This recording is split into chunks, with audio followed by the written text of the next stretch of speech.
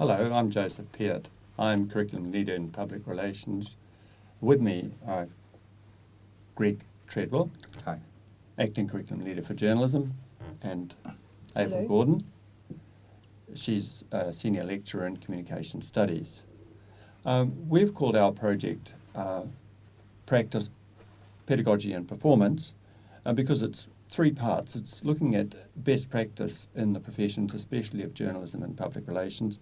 It's looking to increase the presence of social media in learning and teaching in AUT. And it's thirdly to ensure AUT remains at the forefront of vocational education in those fields. What I wanted to say about the success of our project is it's largely due also to the work of other colleagues of ours in the project team which we formed. We also had a lot of support from the Centre for Learning and Teaching and from a group we call our reference group, who are experts and people with experience in social media and digital communication throughout the school and throughout our faculty. We began a couple of years ago with some workshops, bringing all of those people together, out of which came a proposal that we introduce a special topic at level 7 for students on issues in social media. Around the same time, Avril Gordon joined AUT and brought with her a project involving student collaborative learning in social media around the world. Avril, tell us something about that. Yes, that's called GlobCom, and it's where students from 11 universities around the world link up in multinational teams. So in each global virtual team, there's students from each of those universities, and they all work on a huge project given to them by an international client. And they learn how to write a global proposal, and they collaborate online to do this. They write a global proposal which can be tailored to any country in the world. And also they learn to work together across all cultures, across all geographical boundaries, and across all time zones, and they work online. So they use a lot of social media in the process, they do a lot of research, and they put together this groundbreaking solution for a client. And also they build international relationships. And that's a terrific start and a great contributor to our special topic development. And Greg's had a team working on this development also. Greg, what's your team been up to? The special topic paper in social media is what the journalism team has its sights on. It's a very interesting and exciting development for us. As I'm sure everybody's aware, social media has pretty much changed the game of journalism. It's brought in a myriad new voices into the publishing area. Anybody can be a journalist, so goes the argument today. Journalists who are working in a professional context are deeply affected by the advent of social media. Not only do they need to learn how to use it in their job, but they need to be able to use it ethically, and they need to understand all the implications of this new world of digital communication, specifically or particularly social media.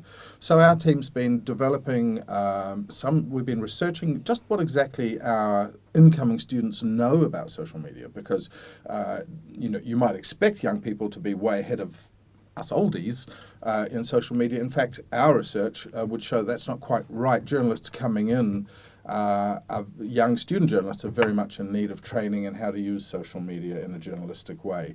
You think they're going to know all this, but they don't. They're very present on Facebook, but not in a journalistically content-producing kind of way. So that's what we're focusing on, developing a paper alongside Joseph's PR program that teaches students about social media.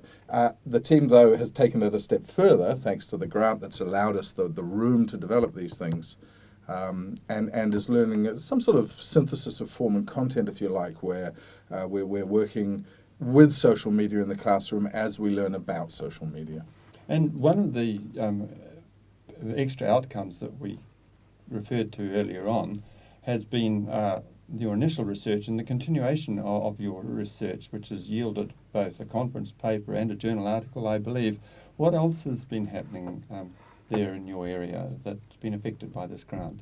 Well, the grant, as I said, has allowed some members of the journalism team to work on their teaching and how social media can inform their teaching and how their teaching can use social media. I mean, I think the principle behind that is that if young people are communicating so fluently on social media these days, then why aren't we using the tools that they're very familiar with in the classroom? And so a couple of senior lecturers within the journalism program are working on developing an approach that uses Twitter, for example, as a feedback loop within the classroom. So we've got those two things going on. One is how can young journalists approach and interrogate social media in both a practical and ethical way? And also how can social media help us teach journalism, and even how does social media help us teach social media? And we've been doing something too. Another surprising outcome, in addition to work that Avel's going to talk about in a minute, is a conference. We've had an offer from the US Embassy to sponsor a conference on social media, which will bring together business leaders, government representatives and academics in August this year. And the subject will be social media, but it will also have journal outcomes and other academic outcomes.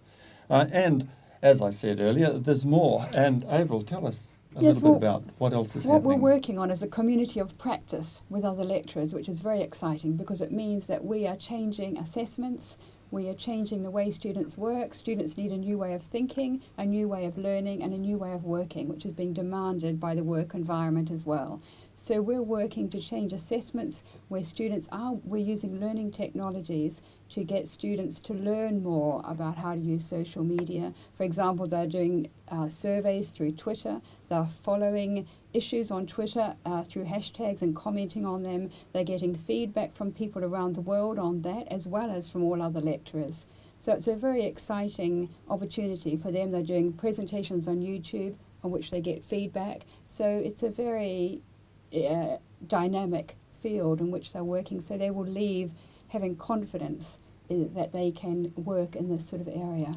What it means is we're able to bring learning and teaching into the modern environment in the context of the professions that we are preparing young people to join. Clearly this is a multifaceted project with contributors from all sides. Avril and Greg, if I say it's multifaceted, how would you respond? Well, it is definitely. I think public relations is an industry that's growing very fast. Technology is pushing it into much more of a global arena where people are working quickly. They have to be on top of it and learning how to operate online using latest social media tools and being able to communicate quickly and effectively with people is what we here are doing with our students. And we've been able to achieve that better with the grant, Greg? Absolutely. The wonderful thing about the grant is that you have one topic being interrogated by a number of disciplines, and for me that opens up the possibility of new knowledge emerging, and that's what research is about. And that is what it's all about.